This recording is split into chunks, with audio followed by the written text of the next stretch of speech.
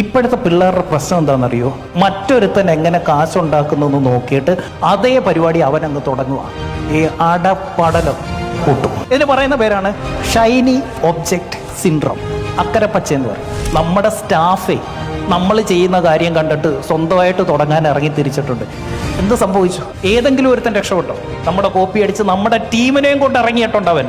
പക്ഷെ നമ്മൾ ചെയ്യുന്ന എല്ലാം അവനറിയാം. പക്ഷെ അവൻ സ്വന്തമായി തുടങ്ങിയാൽ നിലനിൽക്കാൻ പറ്റില്ല. Why? We operate from our sweet spot. അവൻ അതല്ല, അവന്റെ സ്വീറ്റ് സ്പോട്ട് അതല്ല. ഒരു കാര്യം ചെയ്ത് മറ്റൊരുത്തൻ അതിൽ നിന്ന് കാശുണ്ടാക്കുന്നതിന്റെ അർത്ഥം അതേ കാര്യം ചെയ്ത് എനിക്ക് കാശുണ്ടാക്കാൻ പറ്റുമെന്നല്ല. ബിസിനസിന്റെ അടിസ്ഥാന തത്വമാണത്.